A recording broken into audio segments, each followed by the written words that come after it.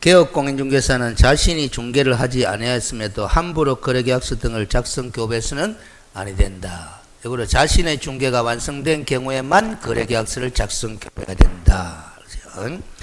2번 갑이 거래계약서에 날인만 하고 서명을 하지 않은 경우에는 서명 및 날인 의무 위반이죠.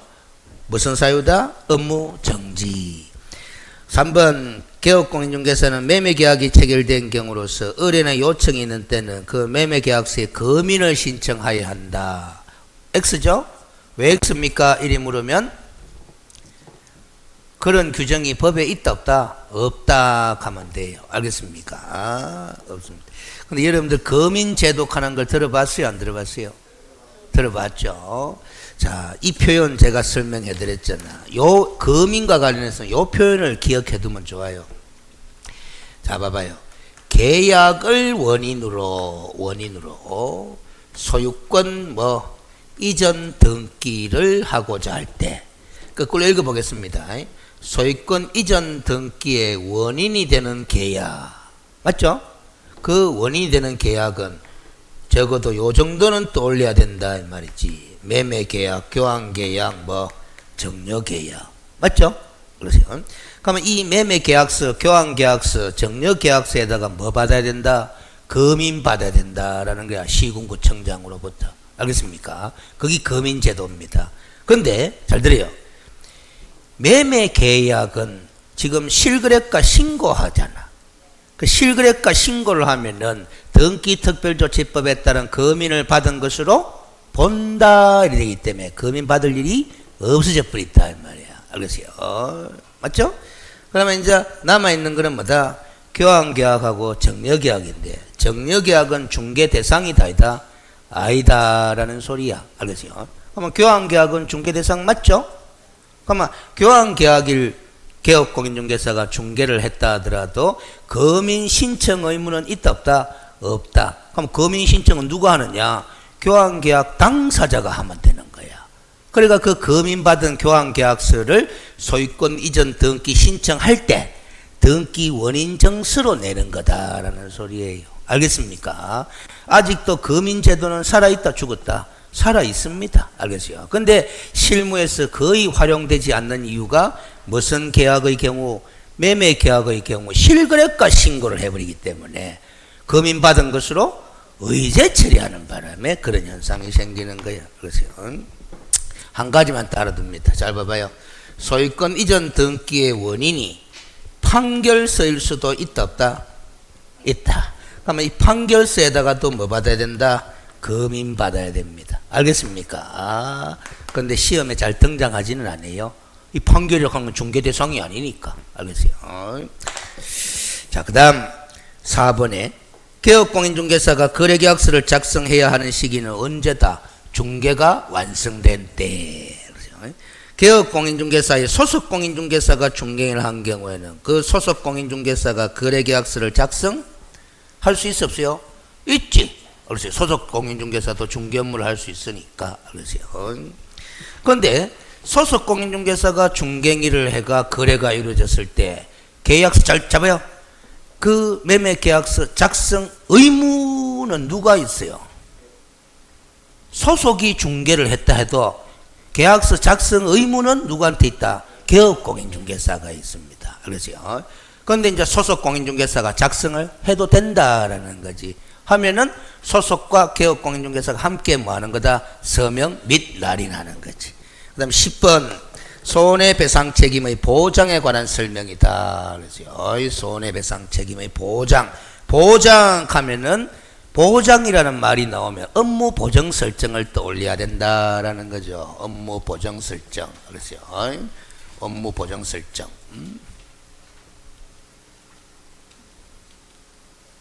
업무 보정 설정. 딱 제목을 꼬리 적어 놨잖아. 알겠어요? 자, 칠판 봐봐요. 버터 정리하자. 자주 안 보니까. 개업공인중개사는 금액을 보장하는 보증보험, 공제가입, 공탁 세 가지 방법 중에 하나를 해라. 법인인 개업공인중개사는 4억 원 이상, 분사무소를 두는 경우에는 분사무소마다 2억 원 이상을 추가로 설정, 정액 설정. 법인이 아닌 개인인 개업공인중개사는 얼마? 2억 원 이상. 그런데 개업공인중개사가 중개사무소 개설 등록을 하면 뭐 하기 전까지 보정 설정하면 된다. 업무 시작하기 전까지 하겠어요. 그리고 등록관청에 신고까지 해야 되죠. 해야 되는데 보정기관이 보정 사실을 등록관청에 직접 뭐 해주면 통보한 경우는 신고를 말 수도 있다. 생략할 수도 있다라는 거지. 알겠어요? 그리고 이 신고를 생략할 수 있는 이 단서 규정은 변경신고, 재설정신고의 경우에도 똑같이 준용한다는 거죠. 알겠어요? 그런데 다른 법률에 따라 부동산 중개업을 할 수 있는 자가 중개업을 하려는 경우에도 업무 개시 전까지 2천만 원 이상의 보정을 설정해야 한다. 해야 되고 등록관청에 뭐까지 하는 거다? 신고까지 하는 거다라는 거죠. 알겠어요? 신고까지 하는 거다. 자, 칠판 봅니다. 계속 버드 정리하고 보정 설정한 개업공인중개사는 그 보정을 다른 보정으로 변경하고자 할 때는 이미 설정한 보정의 효력이 있는 기간 중에 변경 설정 신고를 해야 돼. 요렇게 하면은 보정의 효력이 단절된다, 안 된다? 안 되더라. 또 보정보험이나 공제에 가입한 개업공인중 보정기간의 만료로 인해서 다시 보정 설정, 이게 재보정 설정인데 당해 보정기간 만료일까지 다시 재설정 신고하는 거예요. 요래도 뭐 단절 없다라는 거죠. 그래서 보정 설정은 업무 개시 요건이기 때문에 중개 업무를 수행할 수 있는 기간 중에는 항상 보정이 유효하게 설정돼 있어야 한다라는 그런 관점이다. 그래서 중개업무 수행하는 기간 중에 보정 설정이 되도록 해야 되는데 휴업 기간 중에는 보정 기간이 만료되더라도 휴업 기간 중에는 보정을 갱신하지 않을 수 있다. 그렇죠? 다시 업무를 시작하기 이전에만 뭘 하면 된다. 갱신하면 된다. 마장 보정의 만료일이 공휴일인 경우에는 보정계약을 뭐해가 미리 체결해가 보정기간이 우회되도록 연속되도록 해놔야 된다. 공탁의 방법으로 보정 설정했으면 폐업 또는 사망한 날부터 몇 년 동안은 3년 동안은 회수한다 뭐한다? 뭐한다. 아주 시험에 자주 나오는 지문. 알겠어요? 근데 개업공인중개사는 자신이 설정한 보정 설정의 내용들이죠. 보정 설정의 내용들을 중개가 우회되면 완성되면은 설명해 줘야 한다. 해줘야 되고 정서사본을 교부하거나 제공해라 라는 소리야. 알겠습니까? 언제? 중개가 완성된 때. 알겠어요? 개업공인중개사는 자신의 중개 의뢰인이 아닌 다른 개업공인중개사의 중개 의뢰인인 거래 당사자에 대해서도 업무상 일반적인 주요 의무를 부담하므로 그 위반 시 의뢰인이 아닌 거래 당사자에게도 손해배상 책임을 부담한다. 그렇기 때문에 매도인과 매수인이 서로 다른 개업공인중개사에게 중개를 의뢰하여 그럼 공동중개가 되겠지? 양측의 개업공인중개사가 중개 대상물의 매매를 공동으로 중개한 경우에는 각 개업공인중개사는 자신의 의뢰인뿐만 아니라 다른 개업공인중개사의 의뢰인에게도 공제증서사본을 뭐해라? 교부해라 라는 소리입니다. 알겠습니까? 자신의 의뢰인인 거래 당사자에게만 교부해서는 안 된다라는 소리야. 무슨 중개 시에는? 공동 중개 시에는. 법제처 법령 해석 사례입니다. 알겠어요? 시험에 나온 적이 없어요. 책에도 없을 거야. 알겠어요? 그런 거다. 이게 실무적으로는 상당히 중요한 의미가 되는 거죠. 알겠어요? 이런 사례를 갖다가 시험 출제위원이 딱 보면은 이런 자료가 있었네. 이때까지 한 번도 나온 적이 없네. 내보자 이리 되는 거예요. 알겠어요? 그러니까 우리가 공부라 하는 거는 알겠어요? 누구한테 못 당하느냐 하면은 첫째 공부할 자료를 많이 가지고 있는 사람. 자료만 많이 가지고 있다고 공부 잘하는 거 아니죠? 봐야 되잖아. 그렇죠? 일단 볼락하니까 자료가 많아야 되나 적어야 되나? 많아야 된다. 그 자료를 많이 확보하고 그 확보한 자료를 많이 검토하고 읽는 사람한테는 못 당해요. 머리 좋은 사람, 나쁜 사람 필요 없어. 그러세요. 뭔 소리인지 알겠죠? 머리 좋으면 조금 덕을 보긴 보겠지만, 그러세요. 그렇게 되는 거예요. 자, 이것도 어려운 부분인데, 자, 이 부분 봐봐요. 개업공인중개사는 보정을 변경할 수도 있잖아. 세 가지 방법이니까. 손해 발생 원인인 중개행위 당시에 보정기관하고 보전금 지급 청구 당시의 보전기간이 다를 수도 있다 없다? 있다라는 거예요. 알겠어요? 보전 변경 설정이 가능하기 때문에 이 경우 손해를 입은 의뢰인이 손해배상을 청구할 수 있는 보전기간은 언제적 보전기간이다?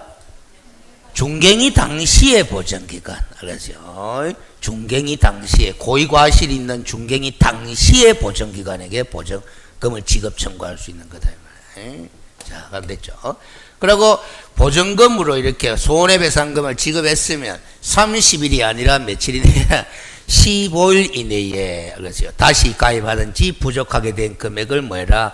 보전해 넣으라라는 거지. 그렇죠. 요 출금액은 아님이라고 제가 메모를 해놨는데, 그렇죠. 대한민국 어느 수험서에도 표시가 안 돼 있어요. 자, 봐봐요. 부족하게 된 금액 하는 말하고 출금액 하는 말하고 같은 말 다른 말? 다른 말이다라는 소리예요. 알겠어요? 자, 이 왜 이런 현상이 생겨나냐면 보정 설정 금액은 우리 개인인 개업 공인중개사는 2억입니까? 2억 이상입니까? 이상이잖아. 그러면 공탁금으로 보정 설정했는데 개인인 개업 공인중개사가 3억 설정해도 되나 안 되나? 되잖아. 3억을 공탁해도 되잖아. 그런데 손해를 발생시켜 가지고 뭐다? 공탁금을 1억을 지급해 붙어. 그러니까 남아있는 돈이 얼마고? 2억이잖아. 그러면 출금액은 얼마고? 1억이잖아. 지급한 돈이 1억이잖아. 그럼 남아있는 돈은 뭐? 2억이잖아. 그럼 부족한 금액은 있나 없나? 없어. 그 부족하게 된 금액과 출금액은 의미가 달라질 수 있다 이 말이에요. 알겠어요?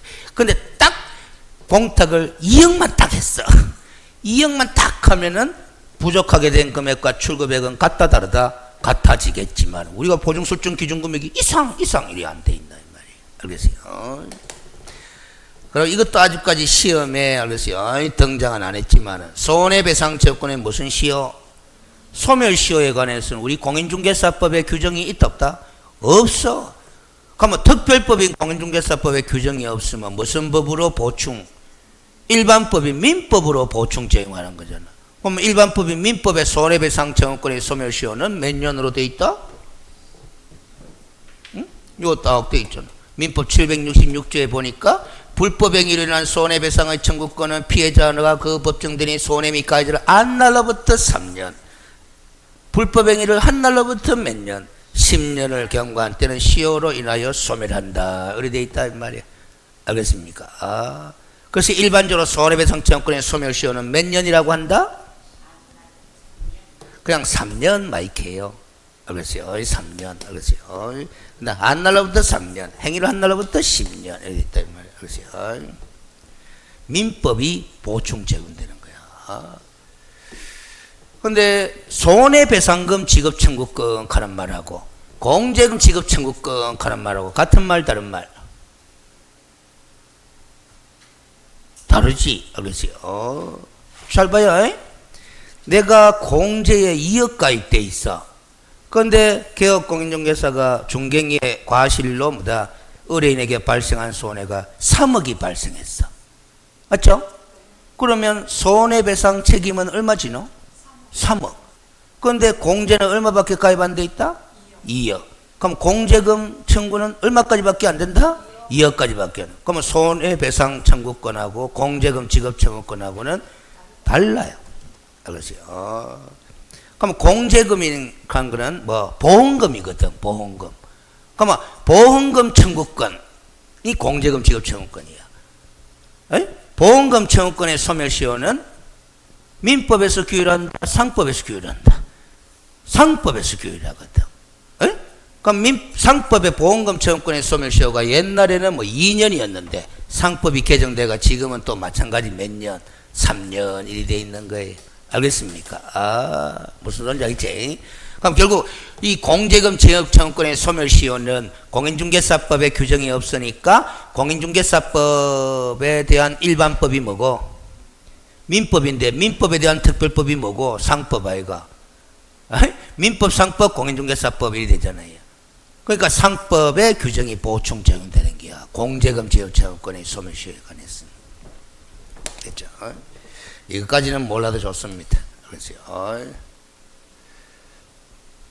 요건 또 알아야 돼. 우리가 보정보험이나 공제가입 방법으로 보정 설정하는데 바로 그 보험의 성격이 이른바 누구를 위한? 타인을 위한 손해보험 계약이다라는 계약. 알겠어요? 타인을 위한. 그럼 개업공인중개사가 가입하는데 개업공인중개사 자신을 위해서 공제 가입한다. 타인을 위해서 가입한다. 타인을 위해. 그 타인 가는 건 중개의뢰인 아니겠어요? 맞죠? 그렇기 때문에 읽어봐. 개업공인중개사, 중개인은 개업공인중개사야. 고의 또는 과실료나 재산상의 손해를 입은 중개의뢰인은 당연히 그 계약, 이 중개의뢰인이 타인 아이가 타인. 당연히 그 계약의 이익을 받아서 보험자에게 보험금을 청구할 수 있다 없다? 있다라는 거야. 그래서 봐봐요. 이 뭔 소리냐면 내가 공제에 가입했는데 공제금 청구를 가입한 사람이 해야 되나 딴 사람이 해도 되나? 원래는 가입한 사람이 하는 거잖아. 그런데 이 보험은 공제보험은 타인을 위한 손해보험이기 때문에 그 타인이 가입한 사람도 아니지만 보험금 청구할 수 있다 없다? 있다. 그 소리예요. 타인을 위한 손해보험 계약이기 때문에. 알겠어요? 요 판례는 좀 자주 나왔어. 시험에. 알겠어요? 그러고 봐봐요. 알겠어요? 보정보험도 협회의 공제제도도 보정보험적 성격을 가진 제도다 하는 판례예요. 그러면 우리가 보정 설정할 때 보정보험에 가입하거나 공제 가입하잖아. 성격이 같다 다르다? 같다라는 타인을 위한 손해보험계는 똑같다라는 거예요. 알겠어요? 그런데 상법에 보면은 이런 게 있어. 고의 중과실로 인한 보험사고의 경우 보험자의 면책을 규정해 놓고 있거든. 그러세요? 뭔 소리냐면은 지가 상해보험 가입해 놓고 지 스스로 손가락 잘라버리. 그러면 보험회사에서 보험금 준다 안 준다? 안 준다라는 게 바로 뭐다? 여기요, 요거. 고의로 인한 보험사고의 경우에는 보험회사가 책임이 있다 없다? 없다. 그게 상법 659조야. 봐봐. 보험사고가 보험계약자 또는 피보험자나 보험수익자의 고의 또는 중대한 과실로 인해 생긴 때는 보험자는 보험금액을 지급할 책임이 없다. 이게 상법 659조인데 이 상법 659조는 우리 공제계약, 보정보험계약이 타인을 위한 손해보험계약이기 때문에 여기에는 적용이 된다 안 된다? 안 된다라는 거예요. 안 된다라는 거예요. 그래서 봐봐. 취지에 어긋난다고 볼 수 없다 하는 말은 이 상법 659조는 우리 공제계약에 적용이 된다 안 된다? 안 된다라는 소리예요. 그래서 가입자인 개업공인중개사, 공제가입 개업공인중개사가 고의로 중개사고를 발생시켜도 보험자인 뭐다? 공제기관에서 공제금 준다 안 준다? 준다라는 거야. 알겠어요? 왜 줄 수밖에 없냐? 타인을 위한 손해보험계약이기 때문에 그렇다라는 소리야. 이해됩니까? 그래도 이해 안 되나? 이해해야 되는데 시험에 나옵니다 이런 거. 그렇죠? 상법 659조 보험자의 면책 규정은 공제계약에는 적용된다 안 된다? 안 된다. 왜 안 되느냐? 공제계약은 타인을 위한 손해보험계약이라서 그렇다. 우리 상해보험은 타인을 위해서 가입해요? 자기 자신을 위해서 가입해요? 그러니까 상해보험은 타인을 위한 손해보험계약이 아니거든. 그러니까 가입자가 지 스스로 손가락 잘리면 고의로 손가락 잘린 거 아이가? 보험금 준다 안 준다? 안 준다 이 말이에요. 알겠어요? 됐죠? 이거는 몰라도 되네. 알겠어요? 됐어. 자, 문제로 갑니다. 문제로. 그럼 10번 문제 봐봐요. 알겠어요? 10번 문제. 10번 문제 할 거 맞지? 옳은 것은 1번은 중개사무소 개설 등록 신청할 때 해야 되나? 업무개시 전까지 하나? 업무개시 전까지. 2번 특수법인도 보정 설정해야 되나 안 해야 되나? 해야 되지. 틀렸고. 3번 보정기간이 만료되면 며칠 이내에 다시 보정 설정해야 되나? 보정기간이 만료됐는데? 당해 보정기간 만료일까지. 당해 보정기간 만료일까지 아닙니까? 만료일까지. 알겠어요? 만료일까지. 요 딱 돼 있네 봐라. 당해 보정기간 만료일까지. 근데 그거는 뭐고? 뭐로 돼 있노? 보정기간 만료 후 15일 이내. 만료 후 15일 이내 하면 단절되잖아. 단절. 4번 공탁 방법. 공탁으로 하면 3년 이내는 회수한다 뭐한다? 뭐한다. 4번이 답. 5번 개업공인중개사는 30일 이내에 보증보험에 다시 가입해야 되나? 15일이가 15일 이내에 그런 거예요. 11번 옳은 것은 1. 중개를 개시하기 전에 당사자에게 손해배상 책임의 보장에 관한 설명을 해야 된다는데, 보장에 관한 설명은 언제 하노? 중개가 완성된 때 하는 거다 이 말이지. 2번 업무 개시 후 손해배상 책임 보장을 위한 보증보험 또는 공제에 가입해야 된다. 업무 개시 후가 아니고 뭐 업무 개시 전까지. 3번 중개행위를 함에 있어서 거래 당사자에게 손해를 입힌 경우 고의 또는 과실과 관계없이 손해배상하나 고의 과실이 있어야 되나? 과실이 있어야 되잖아. 중개행위에 고의 과실이 있어야 책임을 물을 수 있잖아요. 과실 책임의 원칙이잖아. 그래서 간주 규정에 의해서 개업공인중개사가 함께 손해배상 책임지는 것은 무과실 책임. 개업공인중개사 자신의 중개행위로 인한 손해배상 책임은 과실 책임. 오케이? 그 다음 4번 계약금 중도금 지급에도 관여한 개업공인중개사가 잔금 중 일부를 횡령한마. 이것도 중개행위의 일부다 일부 아니다? 일부다. 따라서 공인중개사법에 따른 손해배상 책임을 져한다 안 져한다? 져야 된다. 이게 답이네. 5번 개업공인중개사 등이 아닌 제3자의 중개행위로 거래 당사자에게 재산상 손해가 발생한 경우 그 제3자는 손해배상 책임 져야 되나 안 져야 되나? 3자가 중개행위 해가 재산상 손해가 발생했잖아. 그러면 그 3자는 손해배상 책임 져야 되나 안 져야 되나? 져야 돼요. 져야 되는데 공인중개사법에 따른 손해배상 책임은 안 지는 거야. 그렇죠? 제3자는 공인중개사법의 적용 대상자가 아니다라는 거지. 그렇죠? 됐어요? 이 5번 지문에 그 공인중개사법에 따른 하는 요 단어가 빠져버리면 오라. 그렇죠? 공인중개사법에 따른 책임을 지는 것은 아니다. 그럼 이 제3자는 민법에 따른 손해배상 책임을 지는 거지. 그렇죠? 민법에 따른 손해배상 책임지는 거하고 공인중개사법에 따른 책임지는 거하고 뭐가 달라요? 민법에 따른 손해배상 책임은 손해배상 책임을 보장하는 조치가 있다 없다? 없다. 근데 공인중개사법에 따른 손해배상임은 보정설정 제도가 있잖아. 알겠어요? 그래서 차이가 있는 거예요. 그렇죠? 제가 항상 공부할 때, 법 공부할 때는 잘 봐봐요. 이런 표현 자꾸 습관화 시키려고 하잖아.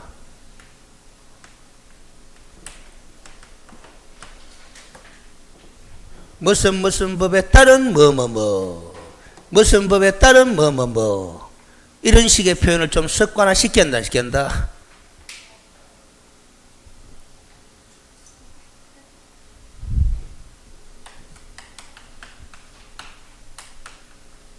집단 취락지구 들어봤어 안 들어봤어?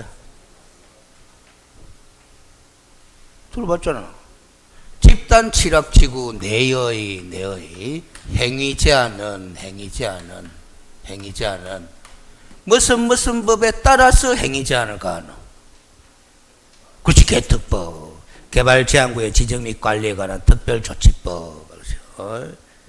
무슨 문제죠? 이 집단 취락지구라 하는 것이 개발제한구역 안에 취락을 정비하기 위하여 필요해서 지정하는 용도지구거든. 에? 이거 말고 또 뭐 자연 취락지구 하는 것도 있었나 없었나? 있었잖아. 그러면 개발제한구역 안에는 자연 취락지구가 있다 없다? 없다. 그렇죠? 그럼 자연 취락지구는 그렇죠? 우리가 녹지지역, 관리지역, 농림지역, 자연환경 보전지역 내에 취락을 정비하기 위하여 지정하는 용도지구야. 그러면 그 자연 취락지구 내의 행위자는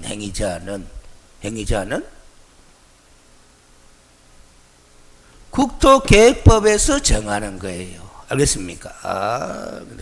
무슨 법에 따른 집단 취락지구 하면 개특법에 따른 집단 취락지구 일이 나와야 되는 거야. 그게. 알겠어요?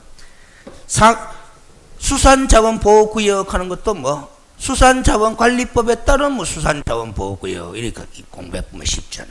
그래서 항상 표현을 습관화시켜버리기다. 접도구역 하잖아. 접도구역 들어봤다 안 들어봤다?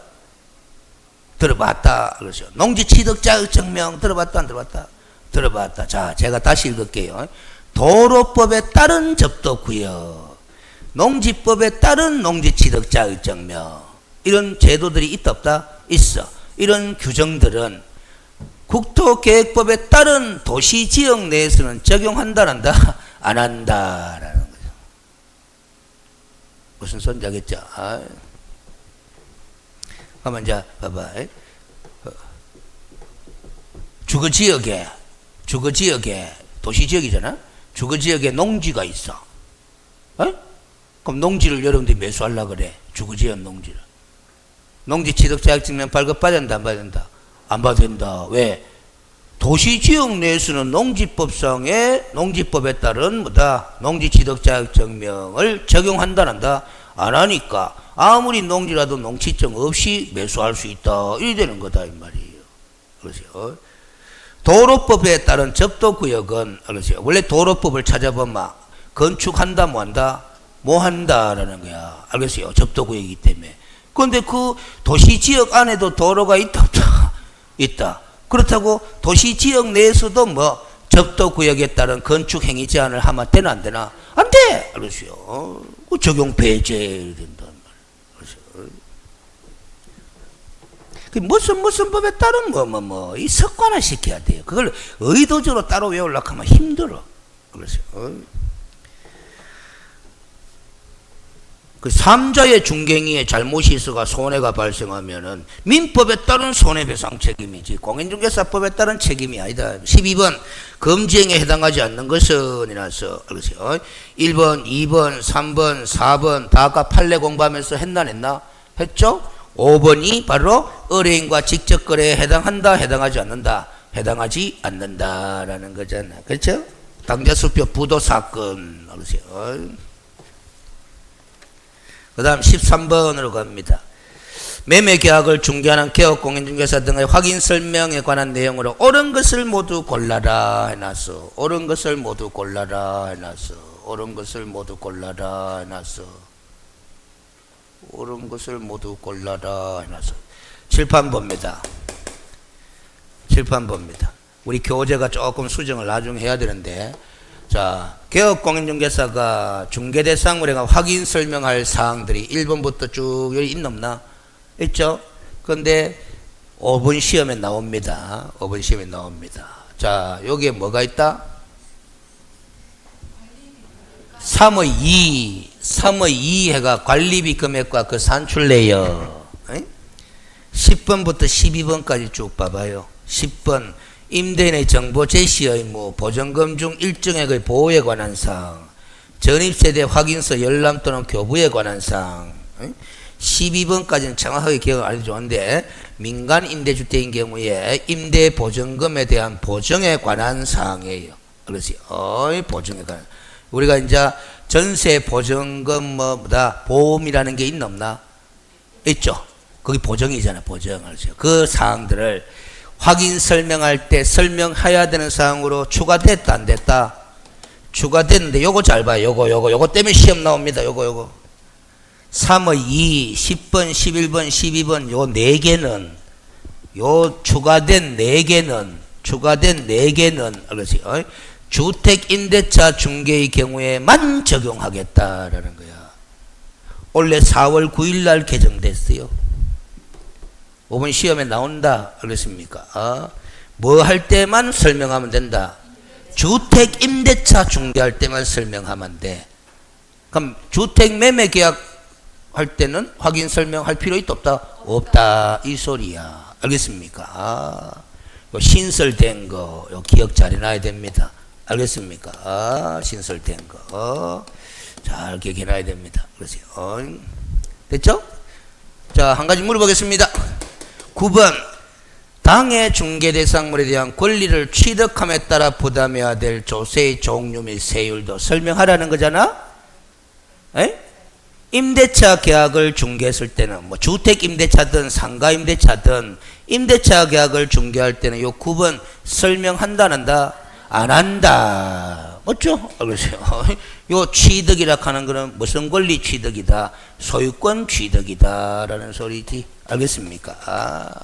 그런 거 잘 쏘가 넘어가면 안 돼. 그러세요. 자, 교재로 데려옵니다. 13번. 옳은 것을 모두 골라라 해놨는데 문제가 매매 계약이라고 돼 있지. 그러면 기업 관리비 금액과 그 산출 내역은 확인 설명사항에 들어가나? 들어가나? 안 들어가지. 주택 임대차 경우에만 확인 설명사항이잖아. 그것이요.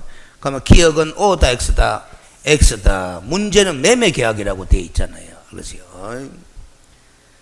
기억은 들어가면 안 돼. 그렇죠. 그럼 니은 봐봐. 개업공인중개사의 확인 설명 의무는 개업공인중개사에게 소정의 보수를 의뢰인이 지급하지 아니었다고 해서 당연히 소멸되는 것은 아니다. 즉 무상중개의 경우에도 확인 설명해야 한다. 해야 된다. D가 개업공인중개사로서는 매도 의뢰인이 알지 못하는 사람의 경우 필요하다면 등기관리증의 소지 여부나 그 내용까지 조사 확인해서 설명해 줄 의무가 있다 없다? 있다. 그렇죠. 그래서 우리가 단순히 등기상 증명서만을 통해서 설명할 것은 아니다. 매도 의뢰인이 진정한 소유자인지 아닌지 불명확할 때는 등기권리증의 소지 여부까지도 확인해 봐야 될 주의 의무가 있는 거다 없는 거다? 있는 거다. 리얼 중개업무를 수행하는 소속공인중개사가 소속공인중개사가 성실 정확하게 확인 설명을 하지 않으면 위반이지? 누가 위반했다? 소속이. 무슨 정지다? 자격정지다. 그래서 옳은 것은 니은, 뒷건, 리얼, 답 5번이다 라는 소리. 요거 본 시험에 나옵니다. 이거 에? 뒤에도 한 문제 만들어 놨지. 한 문제 만들어 놨지. 14번 중개대상물 확인설명서 작성에 관한 설명. 옳은 것은 1. 확인설명서 서식은 주거용 건축물, 비주거용 건축물, 토지, 임목광업재단, 공장재단 이렇게 중개대상물의 종류를 몇 가지로 구분해가? 4가지로 구분해가 따로 규정해놨다 해놨다? 해놨다. 이게 5네. 그래서 확인설명서 서식은 몇 가지가 있다? 4가지가 있다. 1, 2, 3, 4 알겠어요? 1번이 답이죠. 개업공인중개사의 가짜가 빠져버렸네. 개업공인중개사가 서명 및 날인해야 하는 확인설명서에는 개업공인중개사가 보존하는 확인설명서도 포함된다 안 된다? 자, 5번 시험에 또 나옵니다. 이 판례. 그러세요. 이 판례 꼭 나옵니다. 꼭 나옵니다. 꼭 나옵니다. 여러분들 이 자료 안 보면 안 돼. 그러세요. 우리 수험서에 없는 내용들 나올 만한 자료들 군데군데 있어요. 그러세요.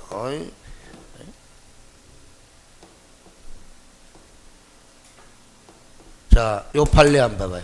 2023년 대법원 2023년 2월 23일 선고 판례라요. 그러세요. 작년에 안 나왔어. 원래 나옵니다. 알겠어요. 자, 읽어볼게요.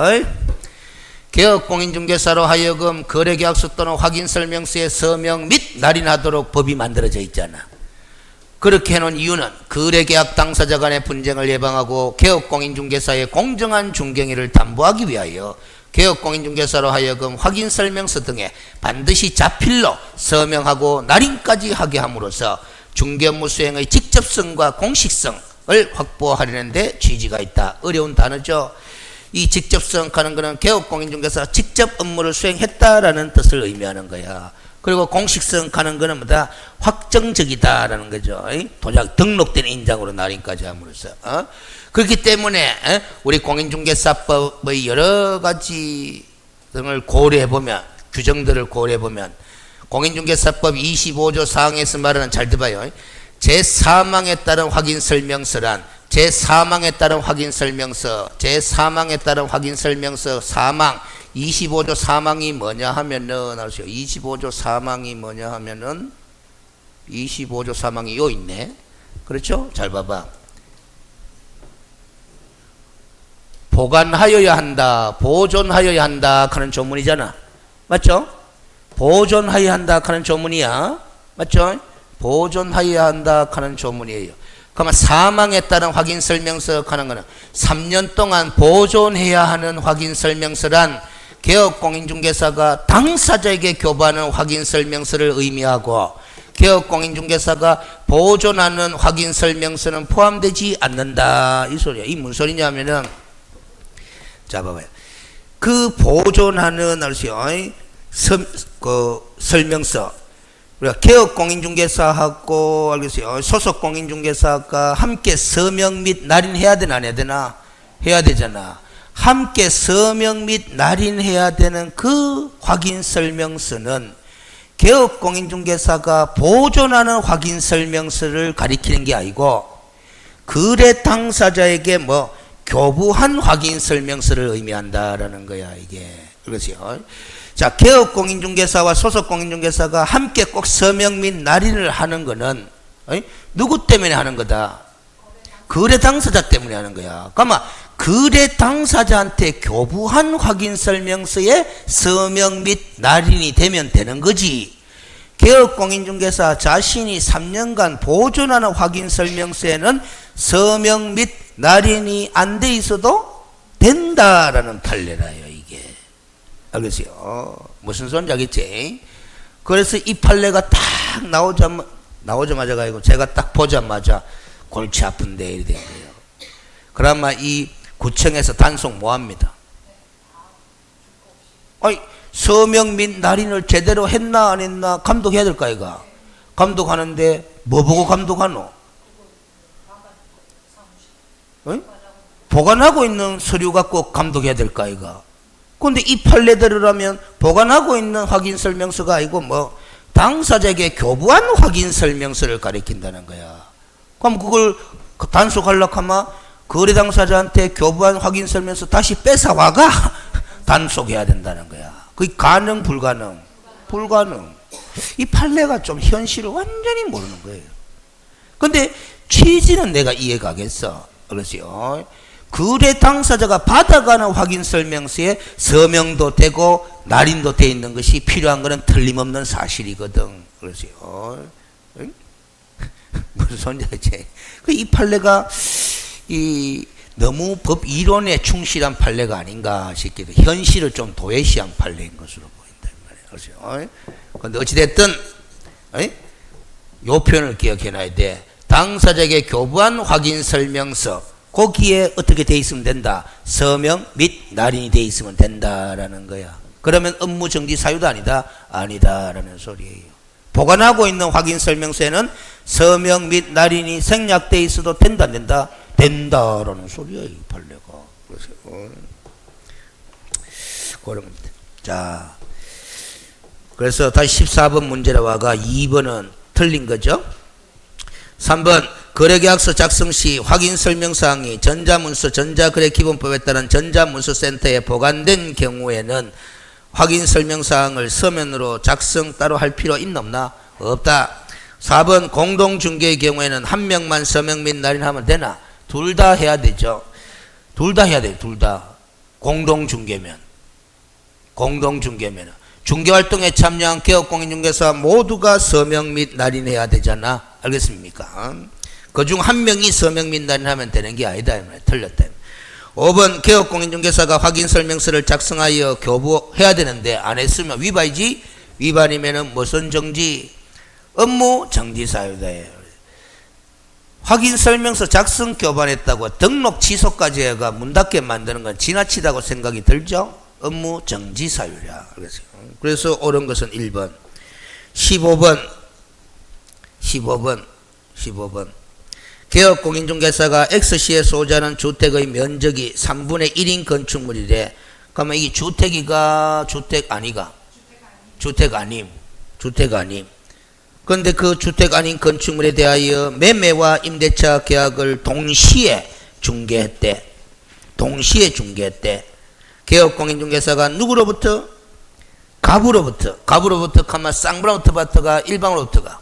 일방으로부터 받을 수 있는 보수의 최고 한도액은 일어나서, 자, 일단 주택이 아니죠? 주택이 아니면은 조례하고 관계 있나 없나? 그러면 그 네모 박스 안에 X시 중개 보수 조례 기준 하는 거 있잖아. 싹 다 치아봐야 되는 거야. 알겠어요? 그 보면 안 되는 게야. 그런데 다시 문제를 봐봐요. 매매와 임대차 계약을 동시에 중개했대.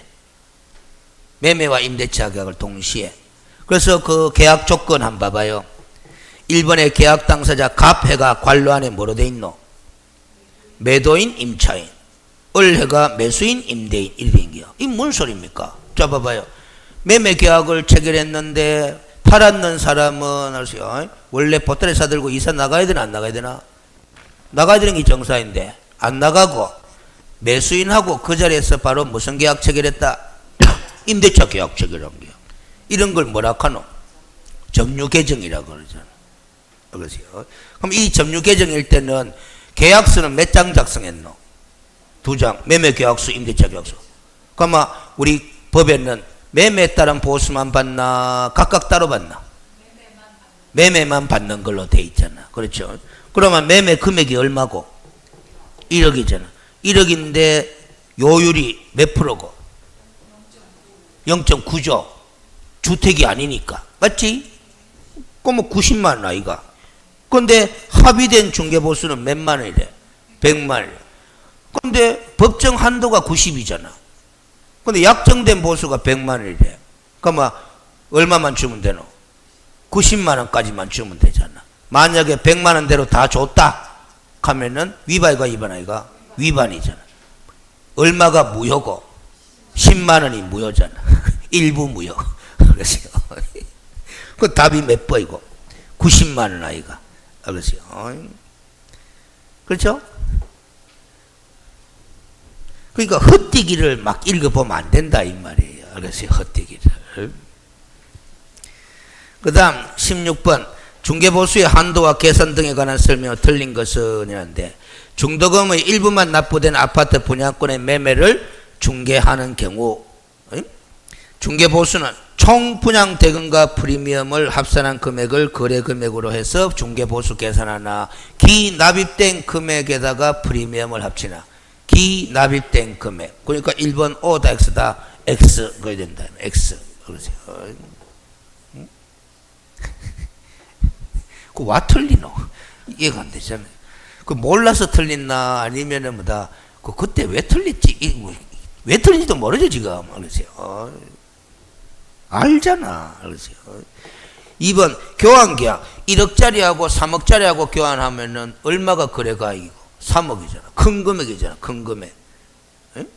그래서 2번 O. 3번 동일한 중개대상물에 대하여 동일 당사자 간의 매매를 포함한 둘 이상의 거래가 동일 기회에 이루어지는 경우 이게 점유계정 맞아 안 맞아? 맞잖아.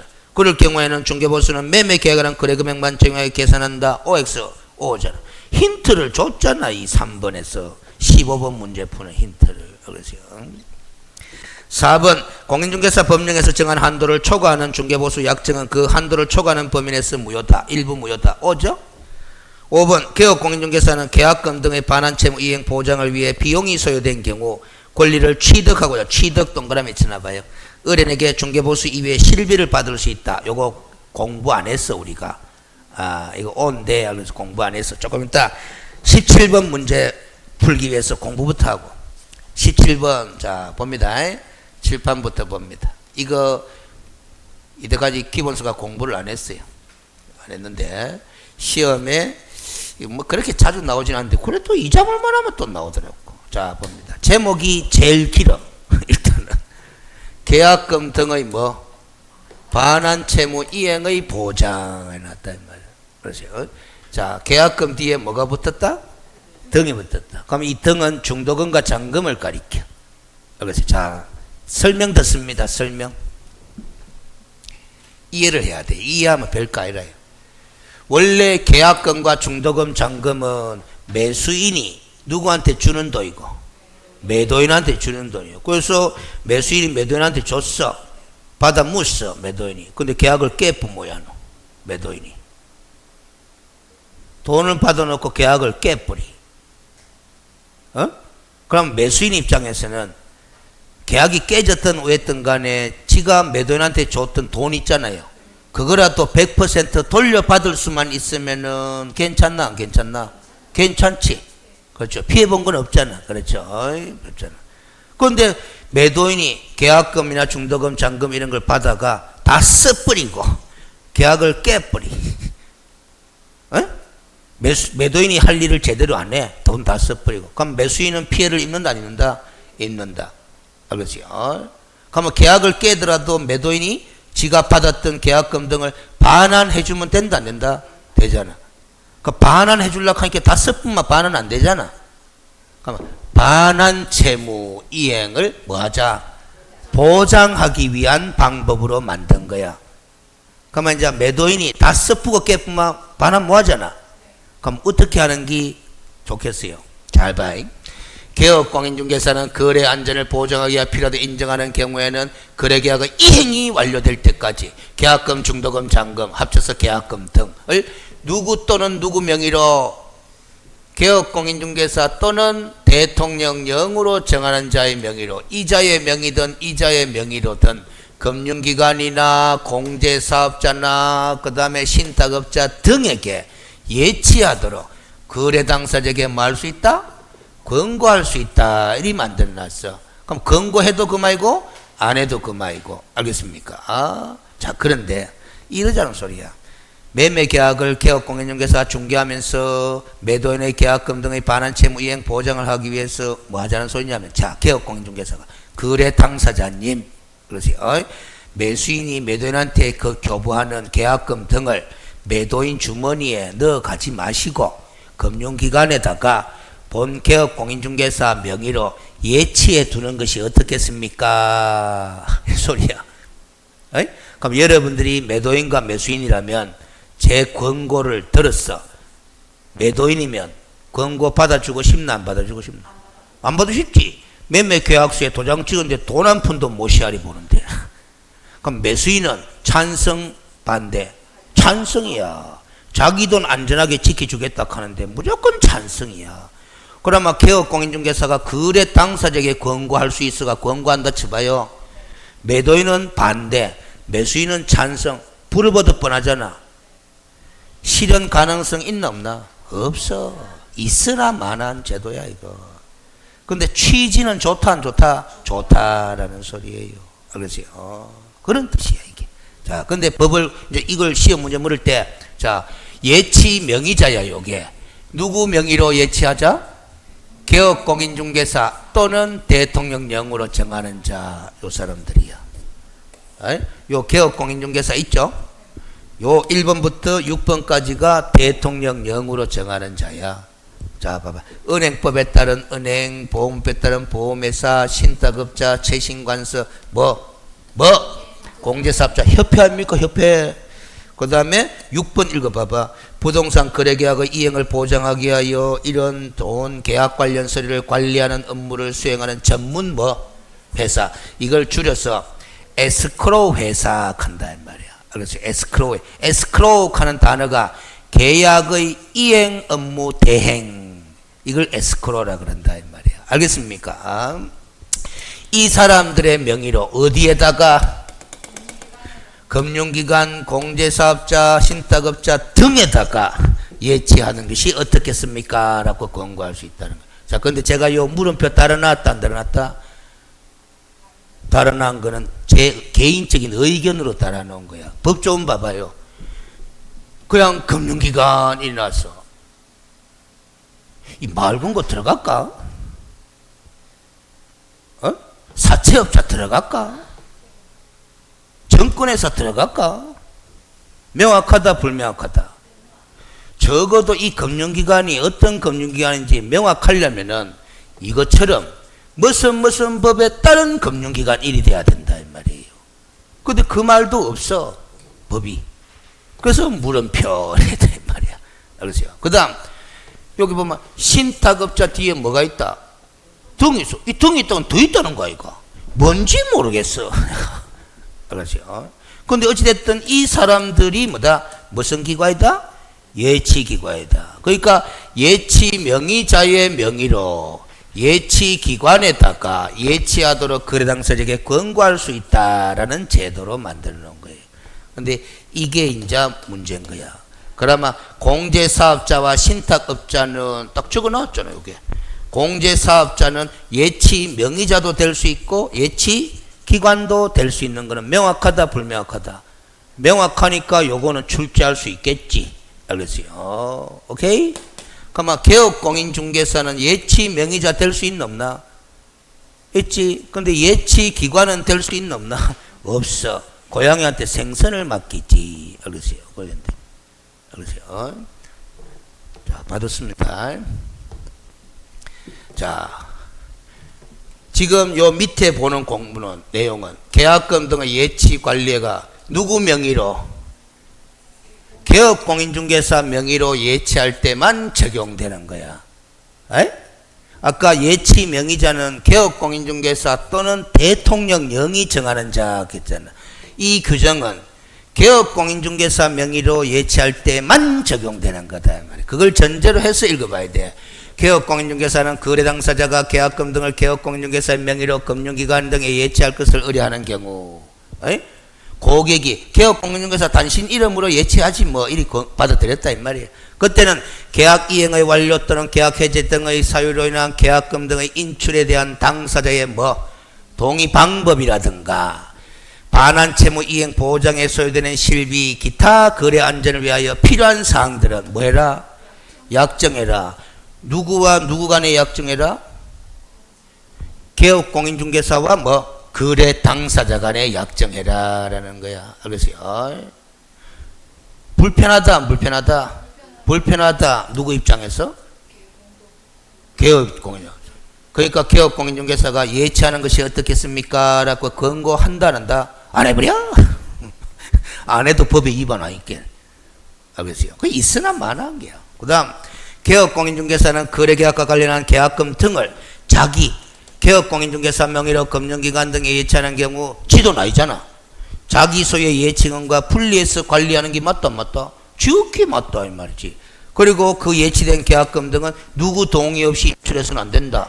당사자 돈이니까 당사자 동의 없이 인출해서는 안 된다. 지극히 당연한 거예요. 개업공인중개사는 개업공인중개사 지명의로 금융기관 등에 예치하는 경우 당해 계약금 등을 요거 잘 봐야 돼요. 거래당사자에게 지급할 것을 보장하기 위하여 예치 대상이 되는 계약금 등에 해당하는 금액을 보장하는 뭐해라? 보증보험, 공제, 공탁을 해라. 잘 들어요? 이 뭔 소리냐면 지금 누구 명의로 예치하노?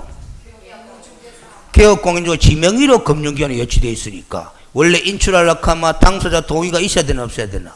있어야 되는데 동의도 안 받고 지명의로 예치되어 있으니까 지가 인출해가 날라뿐 뭐야 너. 날라뿐 뭐야. 그럼 매수인 돈 회수하나 뭐하나? 뭐하잖아. 그때를 대비해서 개업공인중개사 명의로 예치하게 되면 인출해가 날라도 안심할 수 있도록 개업공인중개사가 뭐 설정해놔라? 보정 설정해놔라 라는 소리야. 그럼 보정 설정하는데 돈 들어간다 안 들어간다? 들어간다. 누구 때문에 보정 설정했노? 매수인 돈이잖아. 매수인 돈을 지켜주기 위한 거잖아. 그래서 권리 취득 의뢰인에게 청구할 수 있는 실비에 해당하는 게 이게 바로 반환 채무 이행 보장에 소요된 실비일이 되는 거예요. 그래서 계약금 등의 반환 채무 이행 보장에 소요된 실비는 요 보정 설정하는 데 들어간 비용이니까 누구한테 청구하는 게 맞다? 권리를 취득하고자 하는 의뢰인에게 청구하는 게 맞다라는 소리야. 거기 지금 16번에 5번 지문 아이가. 맞죠? 그 16번에 5번은 5가 되는 거야. 알겠어요? 자, 그러면 여기서 정리합시다. 자, 잘 들어봐요. 개업공인중개사가 중개대상물에 관한 확인 설명할 때 누구한테 설명해요? 취득 의뢰인에게 설명하죠. 권리관계도 설명하고 그 다음에 뭐 시설물의 상태도 설명하고 환경조건도 설명하고 하잖아. 설명할 때 공부 발급 비용이 있다 없다? 공부 발급 비용, 열람비용 들어가잖아. 거기다가 교통비도 있다 없다? 있다. 알겠어요? 이런 비용도 실비로 받을 수 있다 없다? 있다. 요 실비를 뭐라고 부르느냐 하면 권리관계 등의 확인에 소요된 실비 열에 불러. 이 실비는 누구한테 청구할 수 있다? 이전 의뢰인에게 청구할 수 있어. 왜 이전 의뢰인에게 청구할 수 있어요? 잘 봐요. 설명은 누구한테 한다? 취득 의뢰인에게. 그런데 이 설명을 취득 의뢰인에게 원래 해야 되는 사람이 누구? 매도인이잖아. 매도인을 대신해서 누가 설명하노? 개업공인중개. 그 매도인이 돈 들어갈 걸 개업공인중개사가 대신 돈 들어가면서 공부 발급받아가 설명해 줬으니까 그 실비는 누구한테 청구한다? 이전 의뢰인에게 되는 거야. 그래서 제가 실비 강의할 때 이렇게 기억하라 그랬어요. 권리관계 등의 확인에 소요된 실비는 이전 의뢰인에게, 계약금 등의 반환 채무 이행 보장에 소요된 실비는 뭐 취득 의뢰인에게 청구. 요것만 외워두면 된다 그랬다 이 말이에요. 그래서요. 자, 그다음 마지막 예치된 계약금 등의 사전 수령하는데 예치 명의자가 누구냐에 관계없이 적용해요. 그러면 개업공인중개사 명의로 예치하든 대통령 영의 정하는 자의 명의로 예치하든 이 규정은 똑같이 적용된다 안 된다? 된다. 읽어봐요. 계약금 등을 누구 명의로 예치했든지 간에 계약금 등을 수령할 수 있는 권리가 있는 자는 당해 계약을 해제한 때에 계약금 등의 바자한을 보장하는 내용의 금융기관 또는 보증보험회사가 발행하는 보증서를 예치 명의자에게 교부하고 계약금 등 뭐 할 수 있다? 미리 수령할 수 있다. 자, 이게 뭔 소리냐면 잘 봐요. 지금 누구 명의로 예치되어 있든지 간에 매도인 측은 돈 시알이 본 게 있나 없나? 없어. 그럼 이 돈은 언제쯤 시알이 보노? 그렇지. 매도인이 할 일 다 하고 나면 이제 예치된 돈을 찾아가서 뭐 시알이 볼 수 있잖아. 맞죠? 그런데 매도인이 할 일 다 하기도 전에 미리 찾아갈 수도 있다 없다? 있다. 미리 찾아가고 싶으면 매도인은 뭐 설정하고? 보정 설정하고 미리 찾아가라라는 소리예요. 보정 설정하면 보정서가 나오는데 그걸 누구한테 교부하고? 예치 명의자에 교부하고 미리 찾아가가 쓸 때 있으면 쓰라라는 거야. 이게 또 납득이 안 가가. 여러분들이 집을 팔고자 하는 매도인인데, 아니? 매수인 돈을 반환해 주는 것을 보장해 주기 위해서 금융기관에 예치해 놨는데 매도인이 내가 급하게 돈이 쓸 일이 있어. 그러니까 미리 찾아가려고 하는데 나를 못 믿고 내보고 뭐 설정하래? 보정 설정하래. 에? 그러니까 이 제도는, 이 규정은 매수인은 박수치는 제도인데 매도인은 뭐다? 무조건 불리한 제도로 되어 있어요. 그러니까 이게 실현성이 있다 없다? 없다라는 소리예요. 그래도 취지는 좋다 안 좋다? 좋다. 그렇죠. 그런 제도입니다. 오늘 처음 강의했습니다. 1월달부터 한 번도 강의한 적이 없어요. 그렇죠. 자, 그래서 예치기관과 예치명의자가 구별된다는 점을 학습 포인트 삼아서 좀 해야 돼요. 그리고 예치명의자가 개업공인중개사일 때만 적용되는 규정이 앞에 있었고 이 규정은 예치명의자가 누구냐에 관계없이 적용되는 규정이다 하는 점 구분해서 다뤄라라는 거예요. 자, 17번 봐봐요. 17번 틀린 것은 1. 개업공인중개사는 거래의 안전을 보장하기 위하여 필요하다고 인정되면 계약금 등을 예치하도록 거래 당사자에게 권고할 수 있나 없나? 있지.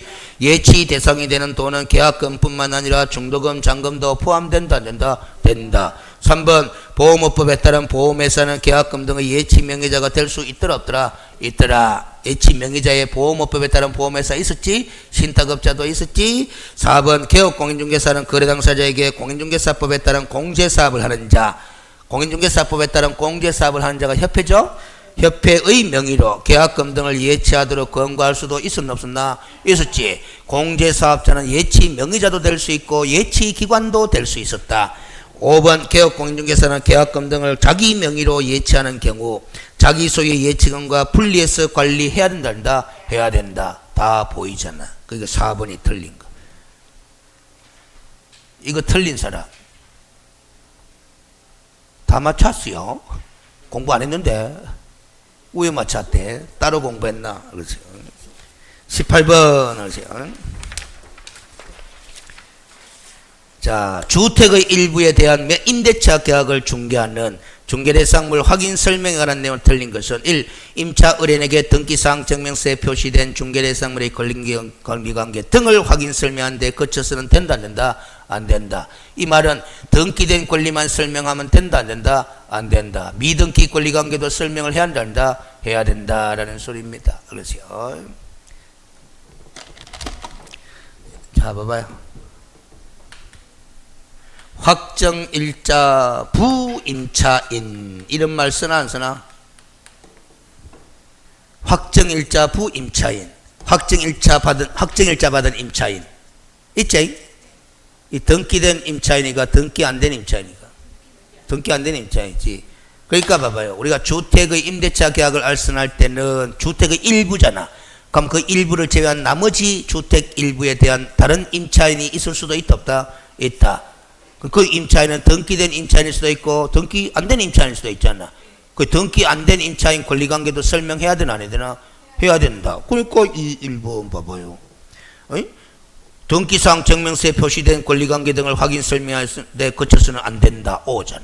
2번 임차 의뢰인에게 주인법에 따른 보증금 중 일정액의 보호에 관한 사항을 설명해야 되나 안 해야 되나? 해야 되잖아. 아까 주택 임대차 중개 시에 꼭 설명해야 되는 사항이 있었잖아. 그렇죠? 보증금 중 일정액의 보호에 관한 사항이 뭐예요? 보증금 중 일정액의 보호에 관한 사항이 뭐예요? 옳지. 최우선 변제 보호에 관한 사항이다. 그 다음 3번 임차 의뢰인에게 임대인의 동의를 받아 확정일자 부여기간에다가 정보 제공을 요청할 수 있다고 설명해야 되나 안 해야 되나? 해야 된다라는 거잖아. 확정일자 정보 알겠어요? 이거 확인하려고 하면 임대인의 동의가 있어야 된다 없어야 된다? 있어야 됩니다. 있어야 돼요. 있어야 돼요. 그렇죠? 임대인의 동의가 있어야 돼요. 그 여러분들 그 주택임대차 보호법 조문을 잘 보세요. 임대인의 동의가 필요합니다. 4번 임차 의뢰인에게 임대인의 동의를 받아 임대인이 납부하지 않은 국세나 지방세 열람을 신청할 수 있다고도 설명해야 된다. 해야 된다. 그렇죠? 이것도 동의사항이지. 5번 임차 의뢰인에게 권리를 취득함에 따라 부담해야 할 조세의 종류 및 세율도 설명해야 되나 안 해야 되나? 이거는 설명할 이유가 없다. 설명할 수도 없다. 그러세요. 19번 5번 시험에 나올 가능성이 높아요. 요 문제 그대로 나오면 제가 쪽집게 한 거다. 그러세요. 확인 설명사항 중 임대차 중개의 경우에만 적용되는 것은 아까 4가지였죠? 근데 이거는 니언하고 뭐하고 리얼하고 미엄 3개잖아. 니언, 리얼, 미엄. 맞죠? 임대차 중개의 경우에만 확인 설명할 사항은 뭐뭐뭐 니언, 리얼, 미엄이죠. 그러세요. 그 답이 3개다. 3개. 그러세요. 5분 시험에 나올 가능성이 상당히 높습니다. 상당히 높다. 그 다음 20번 마지막 옳은 것은 1. 소속 공인중개사가 공인중개사 명칭 사용해도 되나 안 되나?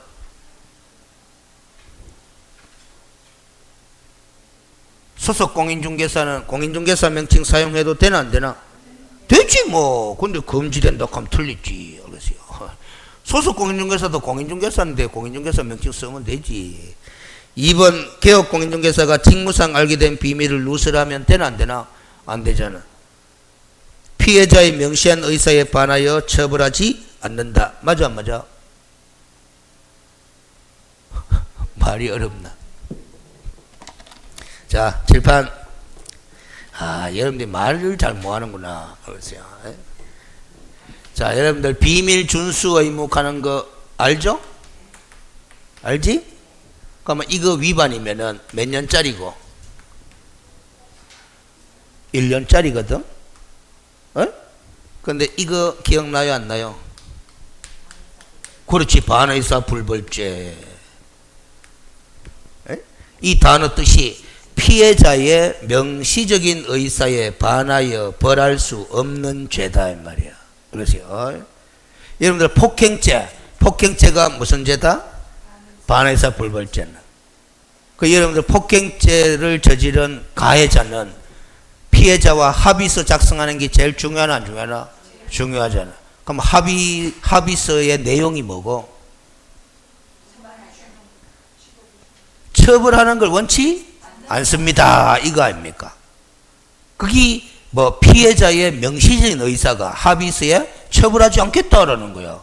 그럼 그 피해자의 의사에 반해서 처벌하나 뭐하나? 뭐하는 거잖아. 그래서 폭행죄는 합의서가 들어와 버리면 처벌 뭐하는 거예요. 비밀 준수 의무 위반죄도 합의가 들어와 버리면 뭐 처벌하나 뭐하나? 뭐하잖아. 그럼 비밀을 누설했더라도 피해자의 명시한 의사에 반해서는 처벌한다 뭐한다? 뭐 한다. 거기 오잖아. 오. 아무리 누스렸다 하더라도. 그러세요. 국어가 그리 안 됩니까? 3번. 중개대상물의 범위 외의 물건이나 권리 또는 지위를 중개하는 경우에도 개업공인중개사로서는 선량한 관리자의 주의로서 성실 정확하게 확인 설명해야 된다. 해야 된다. 비단 중개대상물이 아니라 하더라도. 4번. 성실 정확하게 확인 설명을 개업공인중개사가 하지 않으면 업무정지라 500만원의 과태료라. 500만원 이하의 과태료입니다.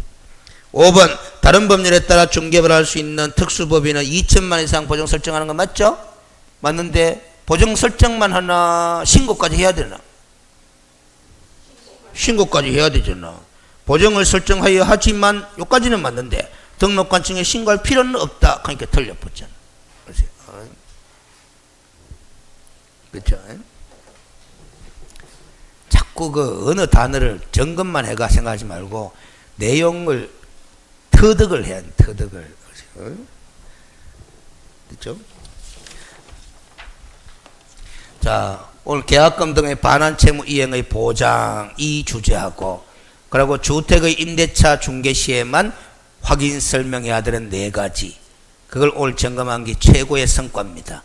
알겠습니까? 아, 무슨 소리인지 알지? 최고의 성과입니다.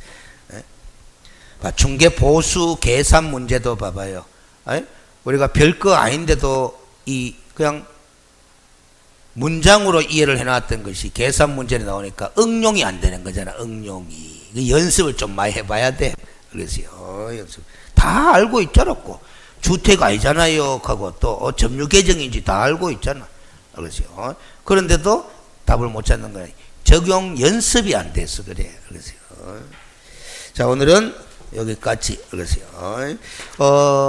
다음 4번째 그에는 진도사항 알겠어요. 위반 시에 제재에 관한 문제가 많이 나올 수밖에 없어. 지도 감독, 행정 처분 이런 주제가 많이 나오니까 그죠? 좀 미리 외울 것 좀 외워야 점수가 좀 나옵니다. 그러세요. 뭐 절대적 등록질 사유, 업무 정지 사유 이런 거 있잖아. 자격 정지 사유 이런 거 있잖아요. 좀 봐두고 시험 쳐요. 그래야 점수가 좀 나옵니다. 그러세요. 자, 마칩시다. 네.